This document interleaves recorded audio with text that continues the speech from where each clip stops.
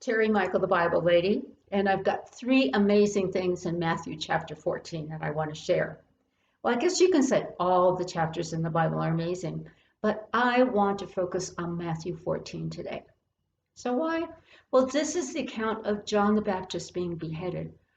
Ooh, so that's not so amazing, but I want to talk about what happened after John the Baptist died.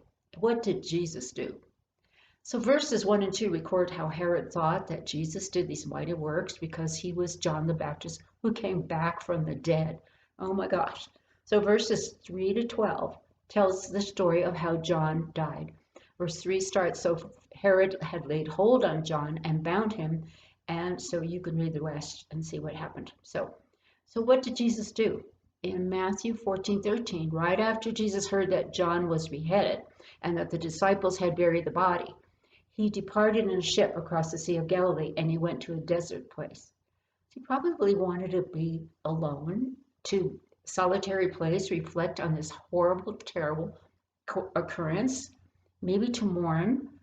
Well, Dake's Bible tells us that, and on the notes in Dake's Bible, it says that he went to Bashan on the northeastern shore of Galilee in verses 15 through 21. It tells us how Jesus fed the 5,000.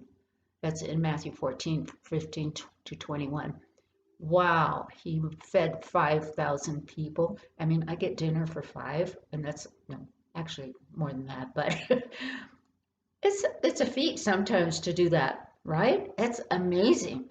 So these were those people who had followed Jesus along the shore as Jesus and his disciples traveled the Sea of Galilee. So he fed the 5,000, but that's not all. Following this, in Matthew 14, 22 to 33, it states that Jesus walked on water.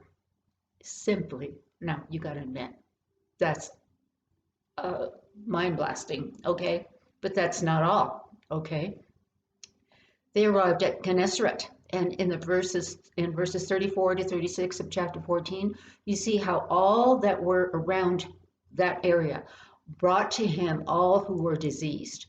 Everyone who came to him, everyone, and who touched the hem of his garment were made perfectly whole. Wow.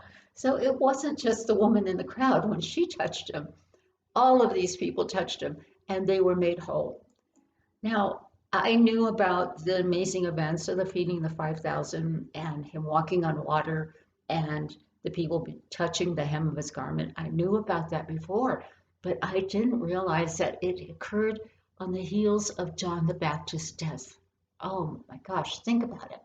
Death is horrible. So I'm sure Jesus felt the sorrow of his passing. This was his friend, John. This was his, the one who called who he was before him, his forerunner. But Jesus does this as an example to us. Whether he intended to perform these miracles or whether he was going to a place to ponder John's death, we have to see that Jesus continued in amazing works even in his time of loss.